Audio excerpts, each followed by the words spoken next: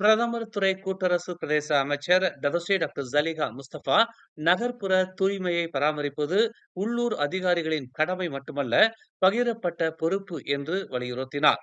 மாட்சிமை தங்கிய மலேசிய மாமன்னர் சுல்தான் இப்ராஹிம் தலைநகரில் நடைப்பயணத்தின் போது அதிருப்தி தெரிவித்ததை தொடர்ந்து அவர் இதனை வலியுறுத்தினார்.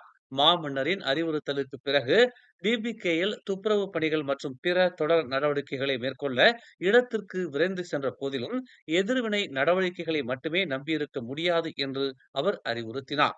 டிபிகேயில் குறிப்பிட்ட தூய்மை திட்டங்களை கொண்டிருந்தாலும் அனைத்து பங்குதாரர்களிடமிருந்தும் தொடர்ச்சியான முயற்சிகள் அவசியம் என்பதை அவர் எடுத்துரைத்தார்.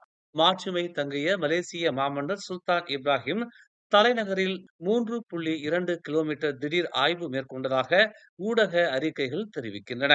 அடைப்பட்ட வடிகால்கள், சாலையோர குப்பைகள் மற்றும் பாதசாரிகள் செல்லும் பாதைகளுக்கு இடையூறாக இருக்கும் மரக்கிளைகள் போன்றவற்றை அவர் விமர்சித்ததாக தெரிவிக்கப்பட்டுள்ளது. மேலும் செய்திகளை தெரிந்து கொள்ள தமிழ் மலர் நாளிதழை பாருங்கள். உடனுக்குடன் செய்திகளை தெரிந்து கொள்ள தமிழ் மலர் இணையதளம், தமிழ் மலர் செயலி மற்றும் மலர் டிவி யூடியூப் சேனலை வலம் வாருங்கள். எங்களோடு இணைந்திருக்க மலர் டிவியை பதிவு செய்து கொள்ளுங்கள். உறவுகள் மகிழ்ந்திட விருப்பம் மற்றும் பகிர்வு சேவையை சொடுக்கிடுங்கள்.